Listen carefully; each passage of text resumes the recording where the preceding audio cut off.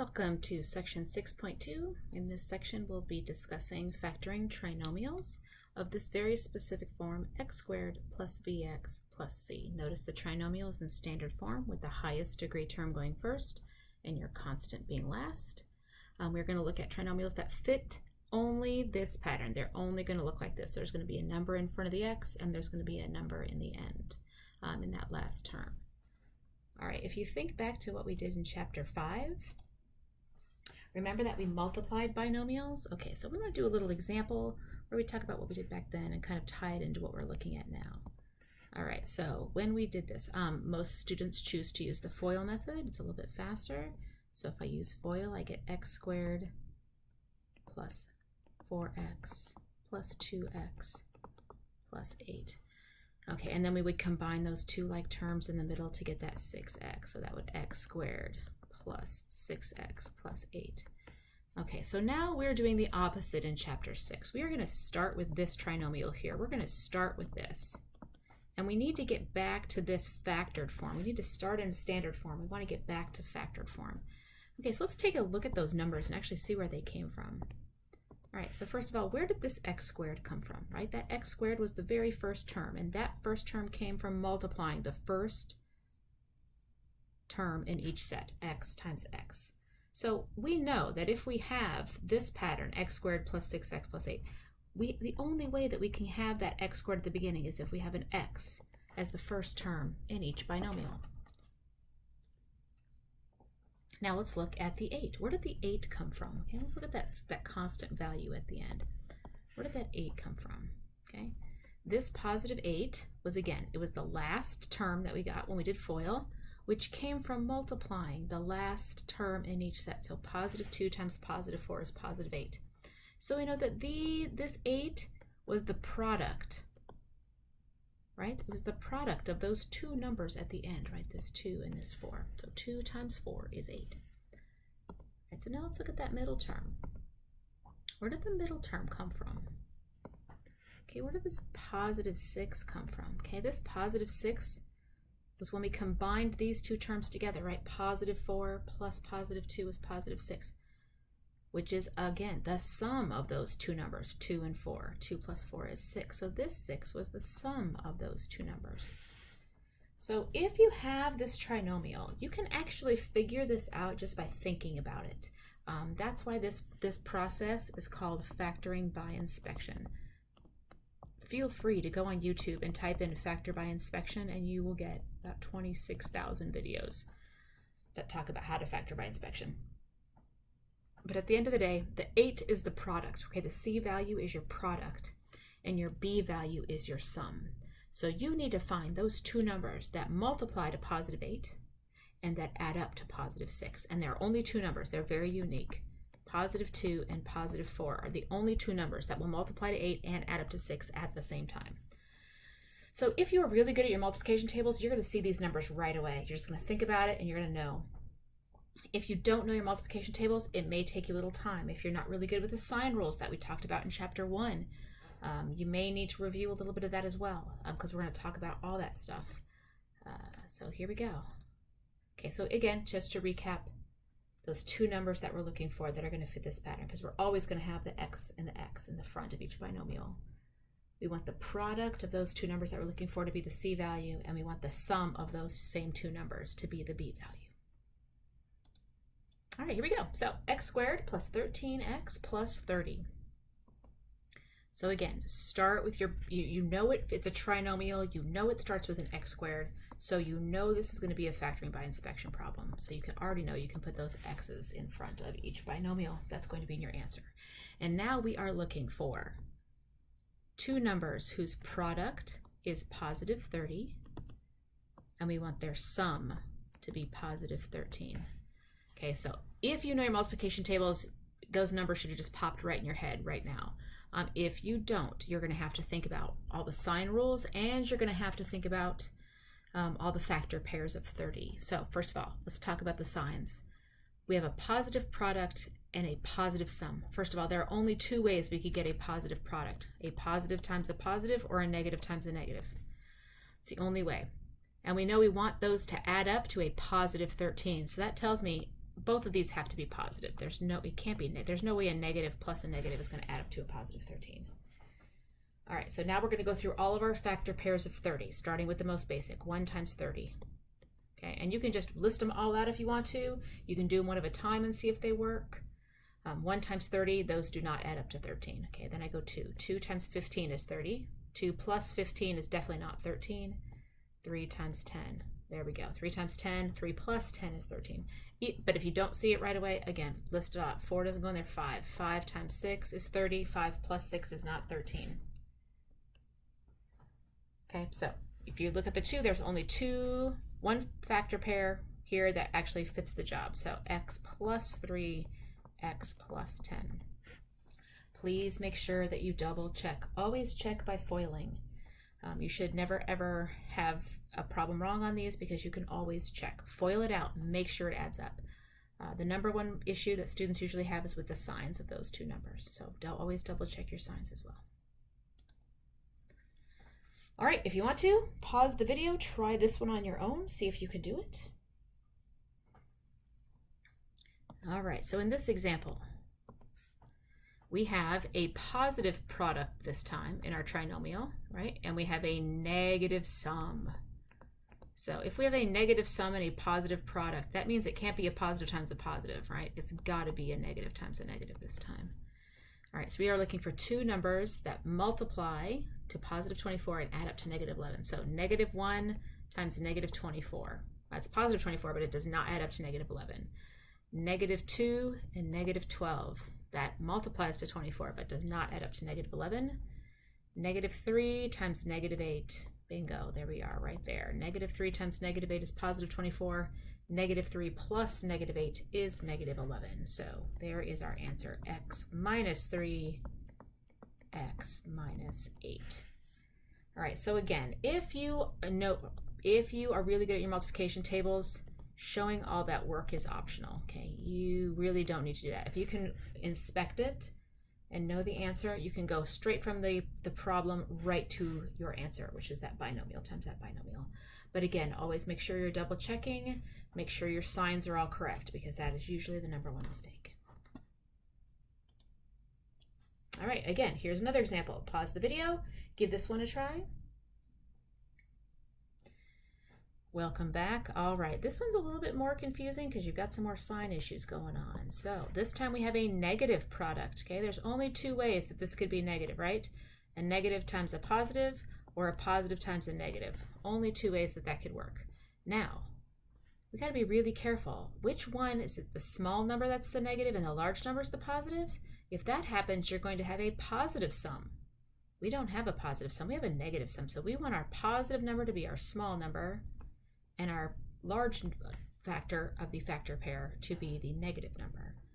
So 1 times 35, say positive 1 times negative 35, but that does not add up to negative 2. All right, the only other option is 5 and 7. Okay, positive 5 times negative 7. That's negative 35. Positive 5 plus negative 7 does give us the negative 2.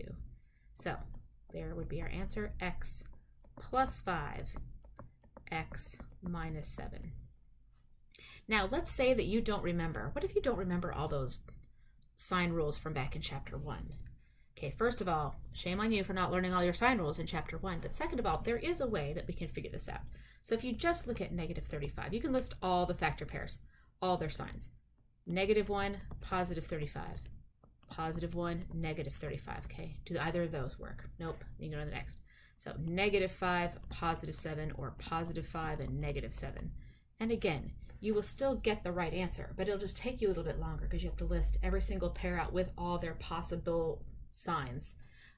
And again, this is another reason I really don't like the guessing and checking idea of writing everything down and just trying to figure it out just by guessing.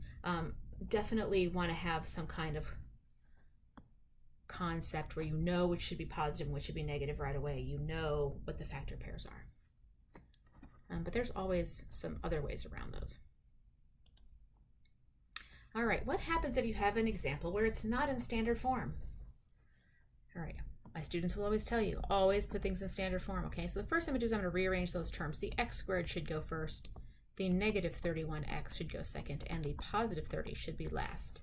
Okay, again, degree decreasing. Whenever you're working with polynomials, always have your highest degree term first and your lowest degree term last.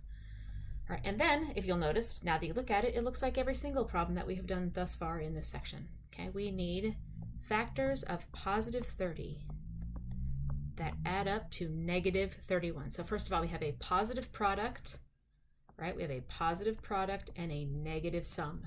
So that tells me both of these have to be negative, right? A negative times a negative is a positive, a negative plus a negative is a negative. So I'll start 1 and 30. Okay, do those add up to negative 31? And they do. So we don't have to go any farther with our factor pairs. This is x minus 1, x minus 30. All right, so again, if the terms are not in the correct order, put them in the correct order. You absolutely can do that on any single problem you see. All right, here is your next example, x squared minus 6x plus 10. Now, if you look at this problem, you will see that we have a positive product and a negative sum, which we already know. We've done examples that look just like this, right? That means both of these have to be a negative. Negative times a negative is a positive. Negative plus a negative is a negative. So let's go through our factor pairs, 1 and 10. All right, add those together, we get negative 11, so that's not it. 2 and 5. Negative 2 plus negative 5 is negative 7, so that doesn't work either.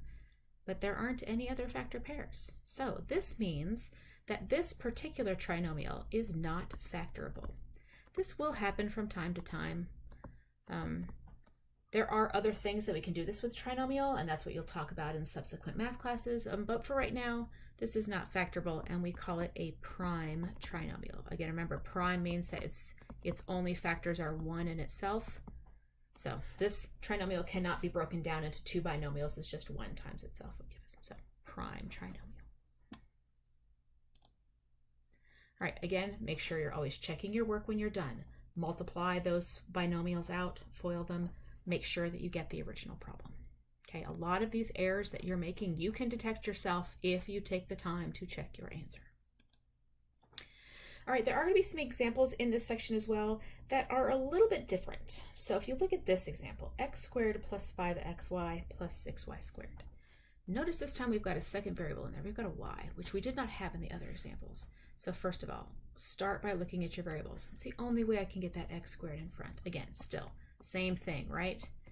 This has got to be an x and this has got to be an x. But this time we have the added complication of having a y squared here. If there's a y squared in the last term, that tells us that we have to have a y in the last term of each of our binomials, because y times y would give us the y squared. Okay, this works out really well because if you notice, we're going to have an x times y in the outers and an x times y in the inner terms, which means that we will have that x times y in the middle term. So that's exactly what we want. So variable-wise, we have this all laid out. Now we can focus on the numbers. All right, we need factors of positive 6 that add up to positive 5. And there are only 2 numbers, positive 2 and positive 3. So there's your final answer, x plus 2y, x plus 3y. And again, you can multiply that out and make sure you get the original problem. All right, here's an example for you to try, just like the last example. I just changed the numbers a little bit, so pause the video, try this one on your own, come back when you're ready. All right, welcome back. Okay, first of all, again, this is a plain old factoring by inspection. We got our plain x squared in front, so that means we got an x in front of each of our binomials. There's a y squared in the last term, so that means we will have a y in the last term of both of our binomials. And now we're going to look at our numbers. We need 2 numbers whose product is negative 7 and whose sum is negative 6. And there are only 2 numbers that will give us a product of negative 7 and a sum of negative 6, and that is negative 1 and negative 7. If you are using my math lab, if you put a 1 in front of the y, it will mark it wrong sometimes. So if you have a 1 coefficient, please do not put that 1 coefficient in there. My math lab will mark it wrong. If you were doing this on paper, I would have no problem with you putting the 1 there, but if you put it in my math lab that way, it will mark it wrong. So keep that in mind. So x minus y times x minus 7y will be your final answer. All right, factoring by inspection also works on problems that look like this. Okay, so x to the fourth plus 5x squared plus 6. All right, x to the fourth. How can we get x to the fourth? And again, remember, they need to be the same, just like they were when we did problems before, right? X and x, they were exactly the same. There's only one way that we can multiply two things that are exactly the same and get an x to the fourth, and that would be x squared times x squared, right? That would be x to the fourth. 2 plus 2 is 4. All right, which works out great because notice our middle term needs to have an x squared, right? And now with those x squareds in front of each of those binomials, our outers and our inners will both have the x squared that we're looking for. All right, so now I can focus on the numbers. All right, here's my product. Positive 6 is my product. Positive 5 is my sum. Okay, there are only two numbers that multiply to positive 6 and add up to positive 5, and that would be plus 2 and plus 3. So there's my final answer. X squared plus 2 times x squared plus 3. All right, next example looks very similar. Okay, but I changed the variables just a little bit. So if you want to, you can pause this and try it on your own. Come back in a second. Welcome back. All right, let's see how you did. Okay, x to the 6th. The only way we could get x to the 6th, okay, two things. X to the 3rd times x to the 3rd will give me x to the 6th. So that's what I needed to see at the beginning of each binomial. And then you're going to look at your numbers. We need a product of negative 20 and a sum of negative 1. Excuse me. So product of negative 20, sum of negative 1. Only two numbers will do that, and that will be a positive 4 and a negative 5. All right, positive 4 times a negative 5 is negative 20. Positive 4 plus negative 5 is negative 1. So that is the answer I was looking for.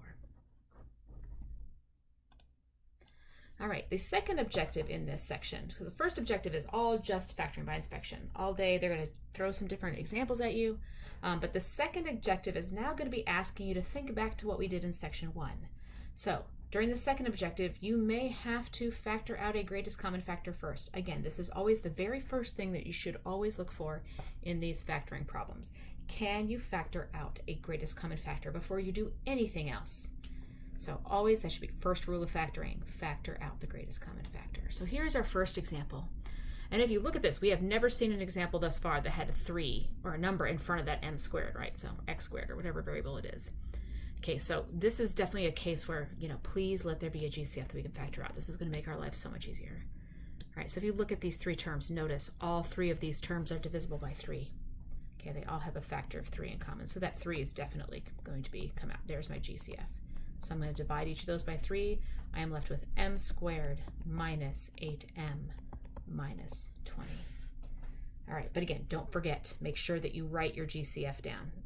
Number one mistake that students do is they forget to write it down. So write the GCF first and then write your leftovers. Okay, now let's look at our leftovers. Is there anything that I can do with these leftovers? Notice it looks just like a factoring by inspection problem. We've got that plain m squared here in front, so that means m would go here and m would go here. All right, now we need factors of negative 20 that add up to negative 8. And again, there's only two numbers that'll do this, positive 2 and negative 10. They multiply to negative 20, they add up to negative 8. So there is your final answer. Again, don't forget the big GCF right there in front. That whatever that greatest common factor was that you took out in front, that should be the first thing that should be written down. All right, next example looks just like this. I just changed up some stuff just to make it a little different. All right, here you go. Give it a try. Pause the video, see how you do. Welcome back. All right, first of all, GCF of all three of these terms. So do all three of these terms have in common? They all are divisible by 2, and they all have at least an x squared in common. Does everybody see that? Look at 4, 3, 2. Smallest degree is x squared. So definitely need to take out that x squared. All of your coefficients are all divisible by 2. They're all even numbers. So take out the 2. So, and again, if you need to, show that division, 2x squared. Take each of those, divide it by your GCF. Leftovers are going to go inside the parentheses, so that leaves me with x squared minus 13x plus 42. All right, so notice our trinomial that's left over is a factoring by inspection problem. So we're going to keep that 2x squared out in front. All right, we know that the only way we can get the x squared is to have an x in front. I need factors of positive 42 that add up to negative 13, and there are only two numbers. They both have to be negatives, 6 and 7. So there is your final answer, 2x squared times x minus 6 times x minus 7. And that, ladies and gentlemen, is factoring by inspection. So you're ready now, go do your homework, and we'll see you back for section 3.